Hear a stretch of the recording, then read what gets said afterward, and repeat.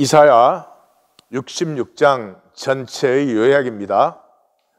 오늘은 내일 내용을 보기 때문에 오늘은 역사적 배경을 살펴보겠습니다. 제목은 왜 우울증, 열등감, 무기력증 이게 점점 심해지고 있습니다. 특별히 이민 1세와 2세들에게 심각한 수준인데 말 안 해도 아시겠지만 2세가 훨씬 더 심각한 수준입니다. 이 우울증과 열등감과 무기력증은 인간계임의 증상이에요. 다시 말씀드려요. 인간계임의 증상이에요. 하나님 안에는 없는 것이에요. 그래서 이사야 선지자의 말씀을 통해서 왜 우울증, 열등감, 무기력증으로 우리가 사는가 좀 진단해 보고 싶습니다. 이사야서는 세 가지의 멸망을 얘기하고 있어요. 첫째로 북왕국의 멸망을 얘기합니다. 그건 우상숭배 때문이에요. 그 다음에 유다의 멸망을 얘기해요. 유다의 멸망은 야훼 종교라는 종교를 심판하는 것이에요. 그리고 마지막에는 온 세계의 멸망이 나오는데 말씀에서 싹트지 않은 것은 전부가 허상이에요. 우리는 이렇게 현상에 살고 있으니까 현상이 뭐가 실제가 있는 것 같지만 실제가 아니에요. 이건 그냥 현상으로 존재했다가 사라지는 것이에요. 이 꽃도 사라지고 나면 그만이에요. 그 허상은 전부가 소멸되어 버리는 것입니다.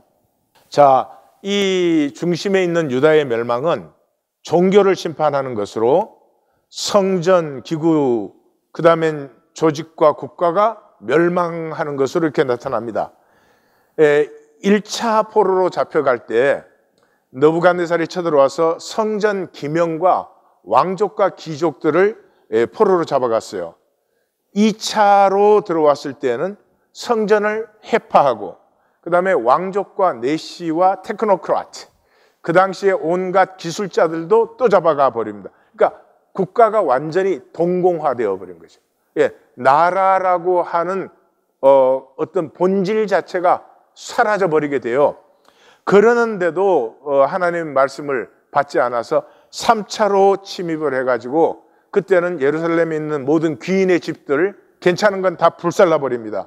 그리고 성전의 녹기둥까지 뽑아갑니다. 그러니까 성전을 완전히 파괴시키고 성전 기명 1차 때 갖고 갔잖아요. 이제는 성전 기구들, 그 불쑤시게 하는 것, 이런 것들까지 다 가지고 가고 파괴해버리고 성벽을 허물어 버립니다. 이것은 유다의 운명이기도 하지만 종교인들의 운명입니다. 끝까지 자기 종교를 고집하는 사람들은 자기가 뭐가 있다고 생각했던 이 현상의 모든 것이 완전히 소멸된 후에 하늘 그대로밖에 남지 않는다 하는 것이에요. 1장 1절이 유다왕 우시야와 요담과 아하스와 히스기야 시대에 아모스의 아들 이사야가 유다와 예루살렘에 관하여 본 계시라 이렇게 나옵니다. 그러니까 우시야 왕으로부터 네 왕의 역사가 이 전반부에 나오는 것이에요. 우시야 왕은 유명하죠. 아마 다윗 이래에 다윗과 견줄 만한 세력을 가졌던 유일한 왕이에요. 에돔, 블레셋, 심지어 아람까지 정복하고 그 다음에 암몬도 정복을 했어요. 그렇게 유능한 왕이었는데 그러니까 이제 제사를 보니까 마음에 안 들어요. 다른 나라 신들의 제사를 보면은 백성들이 모여서 으쌰 하고 막 난리가 나는데 이거 이 예루살렘의 제사를 보고 있으니 이게 졸리는 거지, 졸리는 거. 그래서 자기가 직접 제사라는 건 이렇게 좀 하면 안 되냐? 그리고 자기가 직접 분향해서 보입니다. 그러니까 예배, 제사를 전혀 모르는 행위예요. 이 사람은 현상적으로 굉장히 유능했지만 완전히 영적인 맹인이에요. 그래서 들어갈 수 없는 그 제사장의 방과 자리에 들어갔다가 문둥병이 생겨가지고 왕위에서도 쫓겨나고 왕실에 묘에 묻히지도 못한 그런 왕입니다.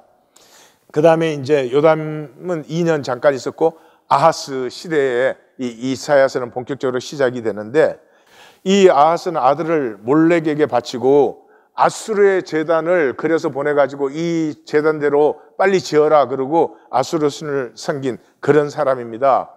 이사야서에서는 제일 중심적으로 나오는 게 뭐냐 그러면 선지자가 아하스를 보고 징조를 구하라고 하니까 아하스가 나는 구하지 아니하겠나이다. 나는 여호와를 시험하지 아니하겠나이다. 아주 정답을 잘 말했습니다. 그러나 징조는 구하는 것입니다. 하나님이 구하지 말라고 하는 것은 불신의 시험. 마귀가 예수님 시험했을 때 돌로 떡 만들어봐 하나님이 할 수 있는지, 이건 불신의 시험이죠. 그건 당연히 하나님이 하시는 거죠. 그걸 뭘 시험을 해요? 그래, 징조는 구하는 것이에요. 그러니까 기드온이 이게 부르심을 받았을 때 순종하려고 확인을 해요. 내가 지금 뭘 여호와의 징조를 똑바로 본 것인지 아니면 내 이게 생각인지 내 환각인지 모르지 않아요? 그걸 확인하기 위해서 첫날은 양털에만 이슬이 내리고 둘째는 주변에만 이슬이 내리게 하옵소서. 이렇게 자기의 불신을 확인하는 것은 순종하려고 하는 것이죠. 그런데 그것을 아주 종교적인 정답을 만들어서 하나님을 시험하는 것은 하지 말라 하는 건 자기가 만든 자기의 오름이에요. 종교 생활 뭘로 하죠? 자기가 만든 자기 오름으로 해요. 말씀대로 합니까? 종교 생활을? 천만의 말씀입니다. 그것은 하나님 앞에 지극한 악이에요. 그래서 이사야서 마지막에 65장 2절에서 뭐라 그래요? 자기 생각을 따라 옳은 대로 행하는 이 패역한 백성들, 이게 이 종교인의 결정적인 묘사죠. 그 다음에 히스기야는 이 아버지의 그 종교주의자들에 맞서서 선지 말씀을 받은 왕이에요. 그러니까 이사야 그런 말씀이에요. 많은 사람들이 그 성전에 들어가 기도한 것을 강조를 하는데 36장에서 39장을 읽어보시면 히스기야의 핵심은 말씀에 있어요. 그래서 이제 랍사게가 와가지고 막 말로 위협하잖아요. 그러니까 신하들을 이사야에게 보냅니다. 이게 하나님에게 굉장히 귀한 거예요. 왜냐 그러면 그때는 그런 위기가 당했으면 그 신하들과 백성들을 다 성전에 모아서 여호와 앞에 제사하는 거예요. 제사 우리를 구해 주시옵소서 그러고 기도해야 하는 거예요.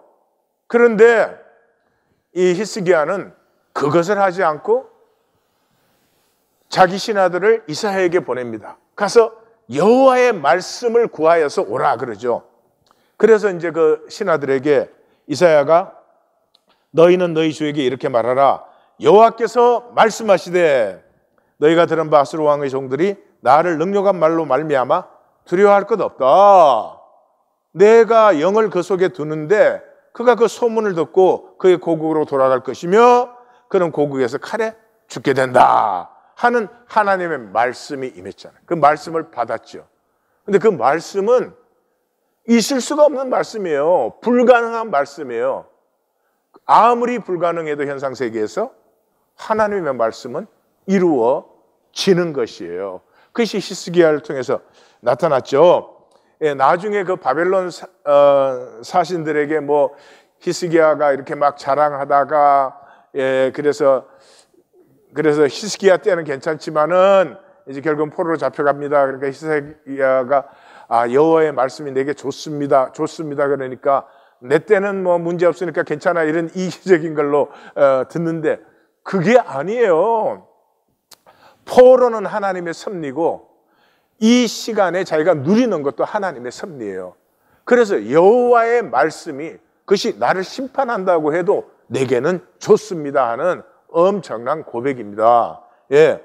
자, 그 다음에 므낫세는 이 55년간 최장 집권한 왕이고 그 아들은 아몬인데 이 므낫세는 그 아버지 히스기야가 패한 산당을 다 재건하고 바알, 아세라, 1월 성신 전부 이 성전에 드리고 그 다음에 자기 아들 몰렉에게 드리고 그리고 아수르 왕에게 그 아수르 왕이 바벨론 침공해 있을 때 그 바벨론으로 잡혀가서 그 감옥에 갇혀서 회개를 합니다. 그 회개 때문에 예루살렘으로 귀환해서 다시 왕위에 오르는 것까지 하나님이 허용을 해줘요. 아마 이 므낫세의 유일한 은혜는 아버지 히스기야의 기억이었던 것 같아요. 그래서 그 감옥에 갇혔어야 이해가 안 되던 아버지, 우리 아버지는 왜 그렇게 하셨나? 이 지금 국제정세가 이렇게 소용돌이를 치고 있는데 그 아버지가 비로소 보인 것이죠. 그래서 예루살렘에 돌아와서 왕위로 돌아오자 자기가 여호와 전에 세웠던 우상들을 다 제거하고 그 무너진 제단을 보수하고 그랬습니다. 그렇지만 산당을 제거하지는 않았어요. 그러니까 그 자기가 여호와의 성전의 한 일에 대해서 그 돌이킴이 있었습니다. 참 다양한 일이죠. 그리고는 이제 내려가서 요시야인데요. 요시야 시대에서 이제 드디어 말씀을 모으기 시작하고, 그래서 토라, 모세 오경을 역사적으로 처음으로 정리하고 기록해요. 그리고 이 유월절을 지킨 왕은 요시야와 히스기야 두 사람밖에 없어요.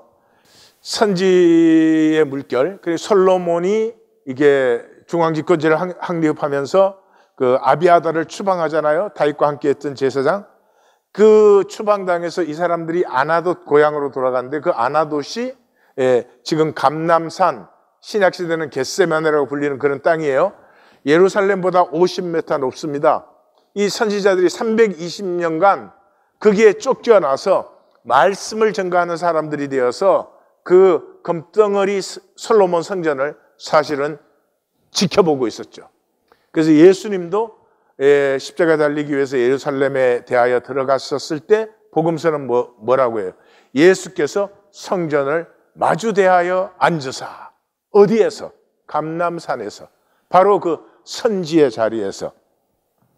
자, 이 요시야는 1차 갈그미스 전투 때, 그러니까 바벨론이 일어나니까 아수르가 이미 약해져 있어요. 근데 이 새로운 세력에 대항하기 위해서 애굽의 느고가 아수르를 도와서 바벨론을 저지시키기 위해서 나아가서 싸운 것이 1차 갈그미스 전투예요. 이게 609년이에요. 여기에서는 무승부로 끝납니다. 그런데 그 나아가는 길을, 느고의 길을 요시야가 막았어요. 사람들이 왜 요시야가 그게 자기와 아무 상관이 없는 그 길에 막았었다가 죽었느냐 이렇게 말을 해요. 그건 선지서를 좀 잘 읽어보시면 알 수 있어요. 이미 요시야 시대 전부터, 므낫세로부터 시작해서 예루살렘은 친애굽의 종교주의자들, 천천만만에 그 제물을 갖다 바치면서 제사만 지나면 하나님이 우리를 보호할 것이라고 하면서 사실은 실제로는 애굽을 의뢰하는 이 친애굽 세력들이 득세를 하고 있었죠. 요시야 죽자마자 결국은 애굽을 의뢰하다가 유다가 완전히 멸망하게 되는 거예요. 그래서 거기서 무승부가 되었기 때문에 2차 갈그미스 전투 때 605년에 바벨론이 승리를 합니다. 이 승리한 바벨론의 느부갓네살이 예루살렘에 들어와서 그 갈그미스 전투 끝나고 느고가 내려오면서 그 요시야가 죽어서 그 여호아하스가 왕이 되어 있는데 석 달밖에 안 됐는데 폐위시키고 여호야김을 세워요. 그리고 이제 애굽의 퍼펫이죠, 이건. 그런데 그 여호야김에게 바벨론의 충성 맹세를 시키고 이제 1차 포로를 잡아서 돌아갑니다. 근데 이 여호야김이 그 예레미야 선지자가 그렇게도 애굽 의뢰하지 말라고 하는데 결국 3년 만에 애굽을 의뢰해서 배반을 해가지고 다시 그 2차 느부갓네살이 침공을 해가지고 2차 포로를 잡아가게 되고, 그리고 시드기야가 왕이 되었는데 결국은 시드기야도 말씀을 거부하고 주변 국가들과 합쳐서 반바벨론 반란을 일으켰다가 3차에 들어와서, 그러니까 도망가다가 잡혀가지고 아들들은 다 죽고 그 아들들 죽은 자리에서 자기의 두 눈은 뽑히고, 그렇게 해서 3차 포로가 일어났습니다. 자, 이 역사적 배경에서 놀라운 것은 이 약속의 신비예요. 70년 포로라고 했어요. 근데 그 70년 포로는 뭡니까? 성전의 파괴와 성전의 재건이에요.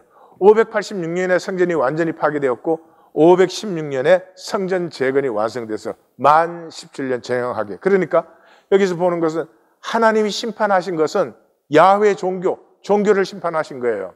그러니까 내가 지금 기독교 생활하고 있으니까 구원받았다, 어림도 없는 소리 하지 마시고, 돌이키셔야 됩니다.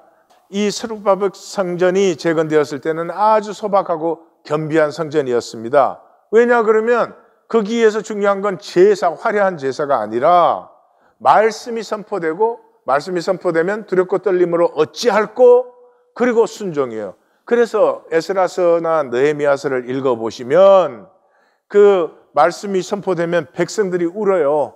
울고 순종하는데 이 말씀 회복을 위해서 문화를 회복해야 되잖아요. 그 문화를 회복하기 위해서 이혼을 시키는데 그것까지 순종하는 모습을 우리가 만날 수가 있어요. 자, 이 약속의 신비의 대표적인 인물이 고레스입니다. 고레스 칙령에 의해서 1차 기환이 이루어지는데 스룹바벨이 인도를 해요. 세스바살이 대표로 나오는데 그 숙부인데 명목상 대표예요. 나이가 이미 너무 많았고 실제 인도자는 스룹바벨입니다. 근데 하나님께서 고레스를 이렇게 소개를 합니다. 여호와께서 메시아라고 불렀어요. 고레스에게 내가 그의 오른손을 붙들고 그 앞에 열고를 항복케 하고 왕들의 허리를 풀어 성문을 열고 앞서가며 험한 곳이 평탄케 되고 논문을 깨고 쇠빗장을 꺾고 흑암 중에 보화와 숨은 재물을 고레스에게 주고 그래서 나 여호와가 이스라엘의 하나님인 줄 내가 알게 하리라 그럽니다. 이 말씀 그대로 메대군은 그냥 이 고레스에게 항복해 버려요. 그리고 그 당시 가장 강력한 기병인 리디아 기병은 자멸됩니다. 이 말들이 낙타를 처음 만나갖고 그 냄새와 이 이상한 모양에 놀라는 바람에 그냥 자멸돼요.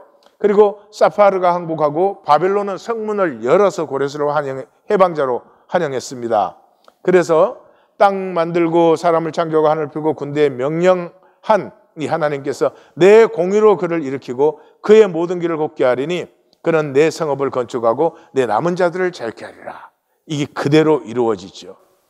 이 당시에 바벨론 제국은 신흥 제국이에요. 얼마 안 됐어요.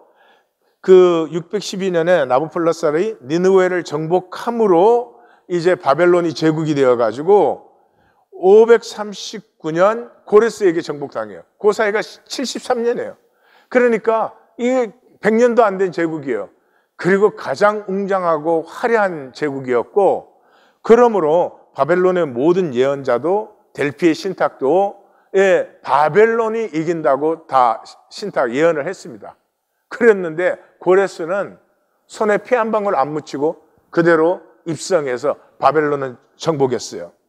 이 고레스는 나라와 땅과 백성의 주권을 존중했습니다. 그래서 가족과 삶을 보호해주고 귀환을 원하는 자는 허용해주고 그동안에 노예 생활을 하면서 한 푼도 못 받은 사람은 노예 생활을 보상해주고 그리고 압제, 학정, 도덕대, 유목민에서 보호해주고 제국의 부여와 안정을 누리고 참여할 수 있도록 해. 다시 말해서 선과 의가 이루어졌습니다.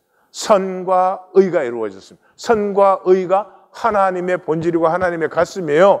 그래 하나님의 가슴을 가진 고레스에게 복된 상과 복된 길이 활짝 열리는 것을 우리에게 보여주고 있습니다. 그의 아들 캄비세스 2세는 애굽을 정복하고 그 다음에 우나를 건설하고 그러는데 본국에서 바르디아 반란이 일어났다는 소식을 듣고 귀환하다가 중간에서 죽고 다리우스가 사실 28살에 장군도 아니고 장교 수준의 다리우스가 왕이 됩니다. 어릴 때부터 스룹바벨과 친구 사이였습니다. 그런데 이제 다리우스가 고레스를 이어받았기 때문에 그리스 정복을 계승한 것이죠. 그래서 그리스와 싸움하려면 가나안이 중요해요. 근데 가나안이 예루살렘 성전 재건 때문에 막 시끄럽고 요란스럽습니다. 그렇기 때문에 안정을 하기 위해서 성전 재건자들을 어떻게 하든지 처단을 해야 됩니다. 근데 스룹바벨이 그때 명단 제출도 거부하고 이 성전 공사가 정치 분쟁과 이웃 국가들과 그것도 원하지 않고, 그 다음에 무의미한 희생을 막기 위해서 스룹바벨이 모든 것을 짊어지고 처형을 당하죠. 사실은 다리우스 입장에서는 이 스룹바벨과는 친구 사이고, 사실은 스룹바벨이 왜 그렇게 하는지도 아는 사람이에요. 그럼에도 불구하고 그게 제일 정치적으로는 제일 좋은 길이니까 가나안을 안정시키고 그 다음에 유다를 무마하는, 그렇게 스룹바벨 처단하고 나서는 고레스의 이름을 빌려서, 야, 우리 고레스 대왕의 칙령을 살펴봤더니 성전 지으라고 되어 있어. 그러니까 성전 지어도 돼. 이렇게 해서 그 전쟁 준비를 마감했는데 결국 그 전쟁은 패배하고 말게 되죠. 다리우스 다음에 이제 아수에로가 왕이 되었는데, 이 다리우스를 승계했으니까 그리스와 전쟁을 해서 2번 다 패전을 합니다. 그러니까 사실은 나라가 지금 엉망이죠. 그때 에스더가 왕으로 등극을 하게 됩니다. 그래서 그 아수르는 결국은 암살돼요. 왜냐 그러면 이 두 번의 큰 패전, 그 전에 다리우스 때 또 한 번 패전했죠. 이 나라가 엉망인데 나라는 돌보지 않고 계속해서 이 그리스와 전쟁만을 생각하고 있으니까요. 그래서 그 근위 대장인 아르타바누스에게 암살당합니다. 그 아르타바누스가 아닥사스다를 밀어요. 근데 아닥사스다는 에스더에게 영향을 많이 받았습니다. 그리고 에스더의 유일한 혈육인 다마스피아와 결혼을 시킵니다. 그래서 모드게 사건 등 이렇게 굉장히 영향력을 발휘하고, 그 느헤미야 2장 6절을 보면은 느헤미야가 예루살렘으로 돌아가는 신청을 왕에게 할 때, 그 당시는 왕의 2인자가 그거 신청하면 그거는 역모예요, 역모. 그러는데 그 허락을 받죠. 근데 그 성경은 그때의 왕후도 왕 곁에 있었다라고 적고 있어요. 그래서 에스더가 굉장한 영향력을 발휘해서 이 예루살렘은 템플 시티가 됩니다. 템플 시티가 되니까 이 바벨론 제국에서 거의 무한 지원을 해줍니다. 무한 지원을 해주니까 종교주의자들은 사실은 뭐 종교하지만 속셈은 뭐예요? 그 금 자기들이 취하려고 하는 거죠. 자, 그러면서 이제 2차 기환은 에스라가 인도를 해가지고 오는데, 이때 구약 39권의 말씀이 완전히 정리되고 수집되고 기록되어서 가지고 옵니다. 자, 이 2차 기환과 3차 기환 사이에 아주 역사적인 신비가 일어나죠. 메가비조스가 이 사람 아주 유능합니다. 그래서 바벨론이 반란을 했는데, 바벨론이 그냥 반란을 일으킨 게 아니라 굉장히 오랫동안 준비한 반란이어서 반란 진압이 안 되었습니다. 그래서 메가비조스가 투입되면서 완전히 진압하고 그 마르둑 신상 자체를 파괴해버리죠. 그리고는 다시 그리스 쪽으로 돌아서서 사이프러스 전투에서 승리하고 454년에는 애굽의 이라누스가 반란을 일으켰는데 그리스의 후원을 받은 거죠. 그 반란도 진압해버립니다. 그리고 이제 칼리아스 조약을 체결시켜요. 이 양쪽 다 그리스도 그러고 페르시아도 그렇고 전쟁 때문에 백성들의 삶이 엉망이에요. 그 정신이 없어. 그런데도 자꾸 싸울 생각만 해요. 그래서 이 칼리아스 조약은 페르시아 쪽에서는 굉장히 모욕적인 조약이라고 생각을 해가지고 메가비조스가 어려운 입장에 처했지만, 딱 조약시키고 나니까 그리스도 번영하기 시작하고 페르시아도 안정을 찾는 이 참 굉장한 사람이었어요. 근데 이 왕실에서 하는 짓이 마음에 안 들어요. 그래서 자기는 독립선언을 합니다. 자기가 그 가나안과 애굽의 총독이니까 우리는 우리가 알아서 할 테니까 우리한테는 간섭하지 마시오.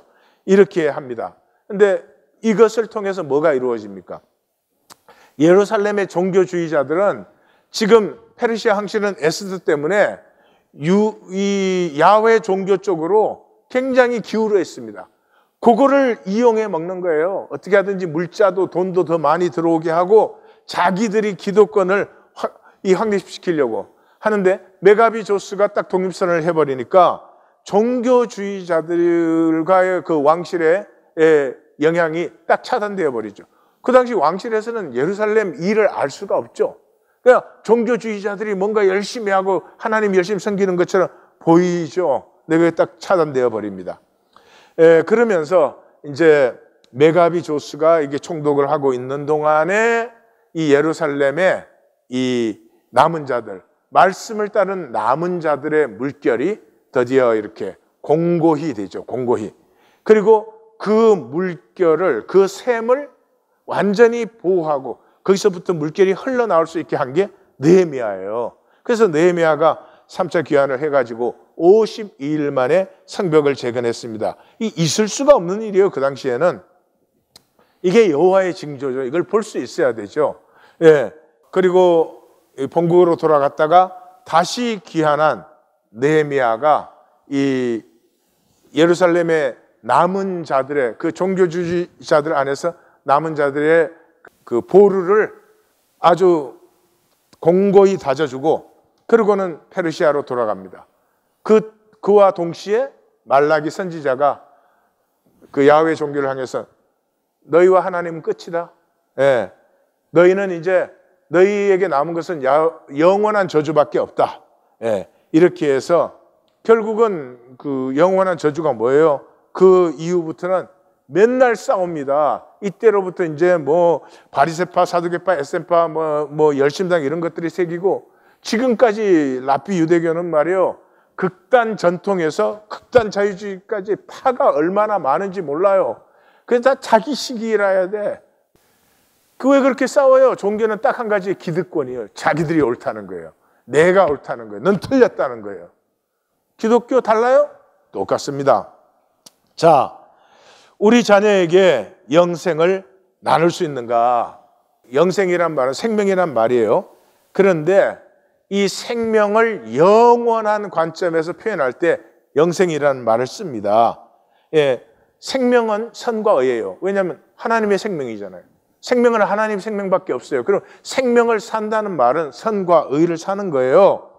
우리 자녀들이 선과 의를 사는 사람들이 되게 할 수 있는가? 예? 그래서 이 시대의 젊은이들은 마음고생이 심합니다. 예, 지금 MZ 시대라고 하죠. 예, 뭐 소수의 성공한 사람도 똑같지만은 마음고생이 심하고 외로워요. 외롭고 고독사합니다. 고독사. 이 세대 이제 나이 들면은 고독사가 엄청나게 늘어날 것입니다. 지금 벌써 혼밥 그러잖아요. 혼자 밥 먹어요.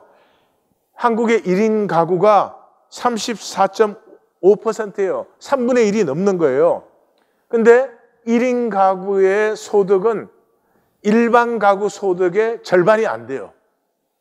그러니까 정신적으로, 경제적으로, 사회적으로 굉장히 빈곤한 세대가 이 시대의 젊은이들이에요. 그러니까 헬조선이라 그러잖아요. 20대 사망자의 54.3%가 자살이에요. 한국이 1위입니다. 왜 그래요? 이 젊은이들의 잘못이 아니에요. 부모 세대의 잘못이에요. 부모 세대는 뭐 생존 세대가 돼가지고 맨날 입 열었다 그러면 내 검정 고무신 신고 이놈아 보릿고개 넘을 때 뭐 학자같이 열심히 돈 번 거밖에 모르는, 생명도 삶도 관계도 전혀 가꿀 줄 모르는 불쌍한 세대예요. 우리 세대가 그랬으면 야, 우리는 그랬지만 너네는 좀 사람답게 살아라 그러지 못하고 이 젊은 세대, 자녀 세대를 실패로 간주하고 우리 같지 않는다고 정죄를 하는 거죠. 그래서 나는 누구인가 하는 것이 오직 비교로만 돼요. 조건과 상황으로만 비교되는 것이에요. 그러니까 나라는 존재는 상실되고 내가 뭐 얼마나 가졌냐, 어느 학교 나왔냐, 어떤 직장이냐, 이거밖에 없는. 부탄이 2011년에 행복지수 1위였는데 2019년에는 95위로 떨어졌어요. 왜요? 도시화되고 SNS가 들어오면서 실험을 했어요. 아이들이 고장난 장난감이 있는 방에 넣었어요. 근데 장난감 고장 났어도 막 상상력을 동원해서 굉장히 재밌게 놀아요. 근데 옆방을 딱 보여줬어요. 옆방에는 멀쩡한 장난감을 갖고 애들이 놀고 있어요. 그때부터 애들이 불평하고 시무룩해지고 아무것도 하지 않으려고 해요. 예. 자, 세 번째로 불행의 가속화 시대예요. 이 버클리대 파게티 교수가 경제 성장 속도보다 돈 버는 속도가 3배 빠르다 했어요. 이 말이 무슨 말인지 모르시죠? 그러니까 1부를 가진 사람이 돈을 버는 속도와 3부를 가진 사람의 속도는 3배가 빨라요. 그러면 3부니까 3배 많은데 3배 빠르니까 9배가 빠른 거예요. 그러니까 돈이 없으면 돈을 벌 수 없는 사회예요. 그러니까 이 지구상에 엄청난 부가 지금 늘어났잖아요. 이게 뭐 몇 사람의 1%도 안 되는 그 사람들의 손에 이게 다 장악되어 있어요. 그래서 사이언스라고 하는 과학 전문지가 있어요. 굉장히 그 권위가 있습니다. 로마 크라수스 시대, 이 BC 115년에서 53년의 사람이 노예 시대의 사람이에요. 그런데 이 사회가 얼마나 평등한가 하는 걸 조사하는 수치가 있어요. 그 1을 완성으로 해가지고 가장 평등하면 0, 가장 불평등하면 1이에요. 근데 노예 시대인 크라수스 시대가 0.43인데 지금 빌 게이츠, 일론 머스크 시대가 0.5를 이미 넘었었어요. 이거 0.6, 0.7로 막 나갈 거예요. 아마 얼마 안 있으면은 부자들이 사는 지역과 이 지구에서 일반 사람들이 사는 지역이 완전히 갈라질지도 몰라요. 공기도 다르고 물도 다르고 자연이 다른 그런 일도 일어날 수 있습니다. 그 다음에 무한 경쟁, 무한 비교의 시대예요. SNS 때문에. 이게 지구촌이 됐잖아요. 어딜 가도 청소년들은 같은 음악을 듣고 같은 패션이에요. 싱글 경제 블락이에요. 이제는 세계 경제가 하나의 블락이에요. 그러니까 중국이 망하면은 잘 되는 것 같지만 아니에요. 세계 경제가 같이 어려워지는 거예요. 그리고 한 가치관, 한 자연관. 지금은 이제 돈, 외모, 소유 외에는 사람을 보는 다른 길이 없어요. 그리고 한 자연관이에요. 이제는 아프면 다 병원 가야 된다고 생각해요. 옛날처럼 아프면 무당 불러서 구대해야 된다. 그런 가치관은 사라져 버렸어요. 그래서 이게 획일화가 되었기 때문에 저희 어릴 때만 해도 그 마을에 이상하게 생긴 애들 좀 많았어요. 좀 울퉁불퉁하고 이렇게. 요즘 그런 애가 없어요. 그런데도 그걸 또 계량을 해요. 그럼에도 불구하고 더 불행하고 더 깊은 열등감과 싸워야 돼요. 왜냐 그러면 원함에 무한합돼요. 잘생겨도 성형을 해야 돼요. 그래야 취직을 하니까. 그래야지 뭐 사람 대접을 좀 받으니까. 우리 세대, 부모 세대는 빈곤과의 싸움이었어요. 그러니까 돈으로 다 해결돼요. 돈이 전부예요. 근데 자녀 세대는 인정과의 싸움이에요. 내가 누구냐, 내가 누구로 인정되냐 하는 것이에요. 이건 돈도 필요하고 육주도 필요하고 하지만 인격도 필요해요. 이런 것을 갖추었다고 해도 부족해요. 왜냐 그러면 광고나 드라마에서는 실제로 존재하지 않는 완벽한 모습들이 나타나고 있기 때문에. 그래서 제가 소개한 적이 있는 이반 일리치의 그 책 제목만 제가 소개를 하면 학교 없는 사회, 성장을 멈춰라, 병원이 병 만든다, 누가 나를 쓸모없게 만드는가. 지금은 중학교 졸업하기 전에 아이들이 자기 결정이 다 돼요. 그 자기가 공부 어느 정도 하느냐에 따라서 자기가 이제 이 사회에 어디에 어느 파트의 부품이 될지를 벌써 알아요. SAT 성적으로 벌써 아이들이 자아상이 결정되어 버려요. 그러니 청년들이 좀비화되어 있어요. 대책이 없는 불안과 무기력의 시대예요. 자기들이 아니고 이 사회가 그렇게 만들었어요. 근데 이 모든 것은 뭐죠? 인간 게임이에요. 인간 게임을 하는 한 이 불안과 무기력증과 우울증을 어떻게 벗어날 수가 없어요. 그러면 하나님을 안다는 건 무엇입니까? 선지서의 중심은 하나님을 알란데 하나님을 안다면 선과 의를 살지요. 하나님을 믿는다는 것은 선과 의를 산다는 것이에요. 종교는 뭐예요? 선과 의를 살지 않고도 자기는 복받고 싶다는 거예요. 그게 말이 되는 일이에요? 그렇게 되면 되겠습니까? 아니잖아요. 그래서 이사야서의 마지막은 하나님과 함께 숭고한 가치를 즐기는 것으로 마감하고 있는 것이에요. 선과 의를 나로 살면은 당당하게 삽니다.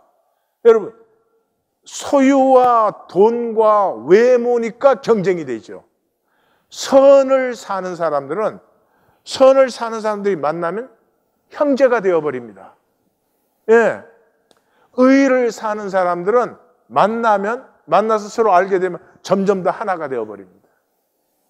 누가 더 의를 사느냐, 그런 게 어디 있어요. 크든 작든 의의 길에 함께하는 것에서 형제가 하나 되어 함께하는 이 아름다움이 나타난 것이죠. 나눔 가이드. 끝까지 종교생활로 세상의 종로릇을 할 것인가? 하나님을 믿는 용기로 영생을 살 것인가? 선과 의를 사는 것은 가르칠 수 없는 일이에요. 내가 살 뿐이에요. 그럼 반드시 자녀에게 전해져 가는 것입니다. 이제 멸망의 종교생활을 마감하고 선지의 꿈을 가슴에 품고 선과 의를 피우는 예수 그리스도의 삶을 우리가 살기를 원합니다. 하나님,